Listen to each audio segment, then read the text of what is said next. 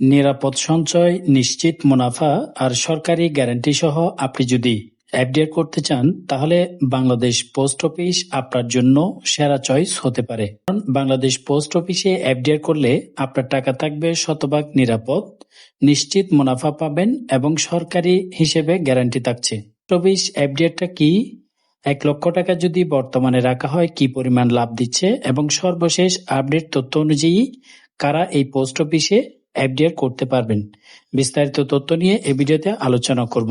আমরা জানবো পোস্ট অফিসের এফডিআরটা মূলত কি। সাধারণভাবে এটিকে পোস্ট অফিস এফডিআর বললেও সরকারি নথিতে এটি ডাকঘর সঞ্চয় ব্যাংক বা মেয়াদি হিসাব নামে পরিচিত। ডাকঘর সঞ্চয় ব্যাংকের অধীনে পরিচালিত এবং জাতীয় সঞ্চয় ব্যবস্থার একটি অংশ। সকল শ্রেণী ও পেশার যোগ্য বাংলাদেশি নাগরিক এই হিসাব খুলতে পারবেন। 2026 সালের বর্তমান মুনাফার হারটা একটু দেখে নিই, এরপরে আমরা 1 থেকে 10 লক্ষ টাকা পর্যন্ত রাখলে কত টাকা করে লাভ পাবেন সেটার ক্যালকুলেশনটাও করব।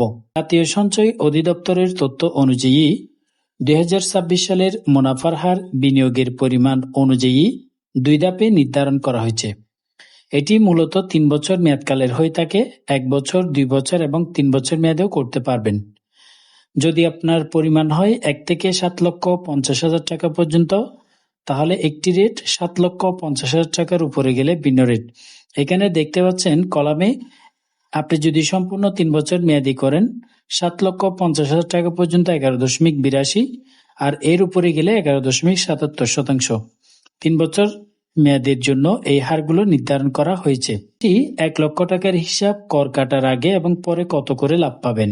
যদি 1 লক্ষ টাকার সম্পূর্ণ 3 বছর মেয়াদকালের জন্য রাখতে পারেন পোস্ট অফিসে, তাহলে 11.82% আপনাদেরকে মুনাফা দিবে। সেক্ষেত্রে সর্বমোট 3 বছরে আপনি 1 লক্ষ টাকায় মুনাফা পাবেন 35,460 টাকা।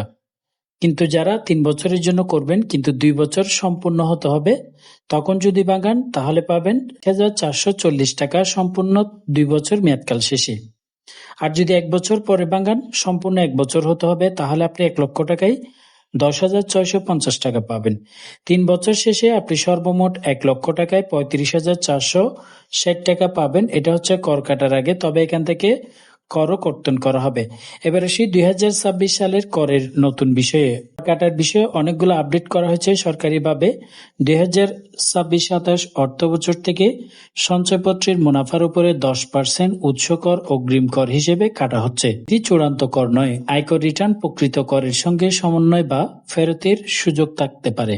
1 লাখ টাকায় কর কাটার পর হিসাব এখন আপনাদেরকে দেখাচ্ছি 3 বছরে কত পাবেন। যেমন আপনি যদি 1 লক্ষ টাকা রাখেন তাহলে 10% অগ্রিম কর হিসেবে কেটে নেওয়া হবে, অর্থাৎ আপনাকে সর্বমোট 3 বছরে লাভ দেওয়া হচ্ছে 35,460 টাকা, কিন্তু 10% অগ্রিম কর হিসেবে 3,546 টাকা কেটে নেওয়া হবে। 3 বছর সম্পূর্ণ মেয়াদকাল শেষে 1 লক্ষ টাকায় আপনি সর্বমোট যে লাভটা হাতে পাবেন 31,914 টাকা। এটা হচ্ছে আপনি কর কাটার পরে হাতে পাবেন। অন্যান্য অঙ্কের হিসাব দেখি। 3 বছর মেয়াদকালের জন্য আপনারা যদি পোস্ট অফিসে এফডিআর করেন 1 লক্ষ, 5 লক্ষ, 7,50,000 এবং 10 লক্ষ। 1 লক্ষ টাকার হিসাব যেটা দেখালাম সেটাই পাবেন, এবং 5 লক্ষ টাকা যদি আপনি রাখতে পারেন তাহলে সর্বমোট আপনাকে যে মুনাফাটা দেওয়া হবে 1,77,300 টাকা 3 বছর মেয়াদকাল শেষে।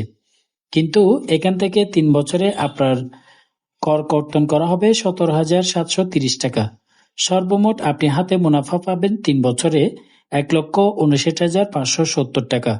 আপনার লাভের টাকা এবং মূল টাকা মিলিয়ে 6,59,570 টাকা হাতে পাবেন। যদি 7,50,000 টাকা রাখেন তাহলে আপনি কর কাটার পরে সর্বমোট হাতে পাবেন, শুধুমাত্র লাভ পাবেন 3 বছরে 2,39,355 টাকা। 3 বছরে আপনি 7,50,000 টাকা রাখলে সর্বমোট 9,89,355 টাকা পাবেন লাভের টাকা এবং আসল টাকা মিলিয়ে। যদি আপনি 10 লক্ষ টাকা বিনিয়োগ করতে পারেন পোস্ট অফিসে এফডিআর করে, তাহলে সর্বমোট ট্যাক্স কাটার পরে আপনি পাবেন 3 বছরে 3,17,790 টাকা শুধুমাত্র লাভ পাবেন। সর্বমোট আপনি 3 বছরে 13,17,790 টাকা পাবেন লাভের টাকা এবং আসল টাকা সর্বমোট সকল টাকা মিলিয়ে। রেট অনুযায়ী আপনারা এভাবেই পাবেন। আপনাদের যদি নির্দিষ্ট কোনো অ্যামাউন্ট থাকে সেটিও জানাবেন। এখন আসি পোস্ট অফিসের এই এফডিআরটি কারা করতে পারবেন, কাদের জন্য মূলত এই এফডিআরটি। সকল শ্রেণী পেশার যোগ্য বাংলাদেশি নাগরিক এই হিসাবটি খুলতে পারবেন। শুধু সরকারি চাকরিজীবীদের জন্য নয়, বেসরকারি চাকরিজীবী, ব্যবসায়ী, পেশাজীবী সহ সকল যোগ্য নাগরিক এই সুবিধা পাবেন। নমিনি রাখার সুযোগও রয়েছে এই এফডিআর এর ক্ষেত্রে। প্রয়োজনীয় নমিনি পরিবর্তন বা বাতিলও করা যায়। সর্বোচ্চ কত টাকা বিনিয়োগ করতে পারবেন? পোস্ট অফিস এফডিআর এর ক্ষেত্রে একক ব্যক্তির নামে সর্বোচ্চ 10 লক্ষ টাকা এবং যৌথ ব্যক্তির নামে হলে 20 লক্ষ টাকার বেশি আপনারা এফডিআর করতে পারবেন না। নিষ্পত্তির আগে নগদায়ন করলে সংশ্লিষ্ট সময়ের জন্য প্রযোজ্য যে মুনাফার হারটা বলা হয়েছে, অর্থাৎ 3 বছরের আগে 1 বছর সম্পূর্ণ হলে একটি রেট, 2 বছর সম্পূর্ণ হলে এগুলো কিন্তু সম্পূর্ণ হতে হবে। আর যদি সম্পূর্ণ না হয় তাহলে কিন্তু আপনাকে কোনো ধরনের মুনাফা বা লাভ প্রদান করা হবে না। মুনাফার হার সময়ের সাথে পরিবর্তন হতে পারে, তাই বিনিয়োগের আগে সর্বশেষ সরকারি নির্দেশনা মেনে নিন। স্কিমে টাকা রাখার পর সেই বিনিয়োগের ক্ষেত্রে প্রযোজ্য নিয়ম ও ইস্যুকালীন হার সম্পর্কে অবশ্যই সংশ্লিষ্ট কর্তৃপক্ষের নির্দেশনা অনুসরণ করবেন। মুনাফা সাধারণত মেয়াদ পূর্তির পরে প্রদান করা হয় স্কিমের নিয়ম অনুযায়ী। এই স্কিমে আপনার টাকা সরকারি গ্যারান্টি হিসেবে সুরক্ষিত থাকবে।